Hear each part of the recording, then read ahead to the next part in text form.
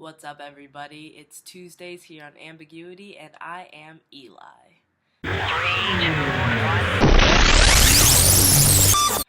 So, today's topic is how you would approach gender when teaching it to your kids, if you have kids. This is something I thought about when I was coming out, like the last round about trans things.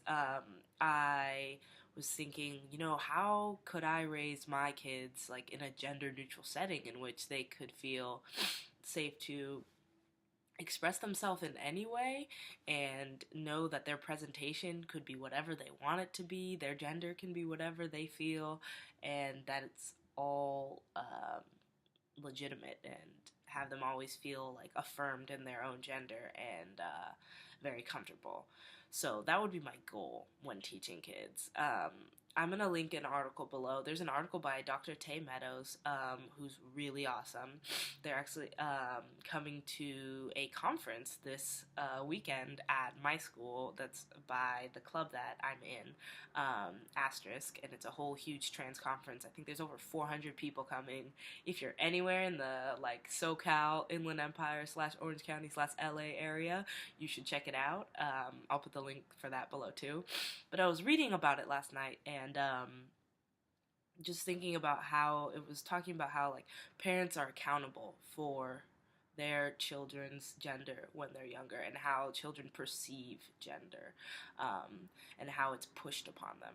And so like obviously parents and society, like when you are born you're assigned something, and they expect you to fall into that role and just be okay with that for the rest of your life, even if that's not your gender at all. You could be very fluid, you could be a different gender, you could be a number of things. I think the few things that I would focus on when teaching my kids gender is it's okay to be whatever you want. Whatever feels right is right in my eyes. To really enforce that gender does not equal genitalia. They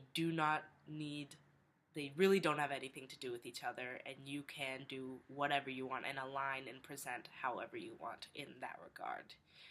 3, expression does not negate your gender, and expression can support your gender or have nothing to do with it. It can be really whatever you want. Right now, I have been, as I've become more comfortable in my trans masculine identity and in my like non-binary boy identity, I've been expressing a little bit more feminine because now I feel comfortable enough to do that. It doesn't feel like it's invalidating. So really, expression is whatever you want.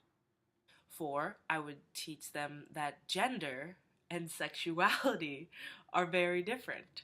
I know from a personal standpoint, for a long time, I didn't want to, I identify as just queer, but if I had to like break it down a little bit more, it would be more like pansexual but not panromantic. Romantic attraction lying more in non-binary and feminine presenting individuals.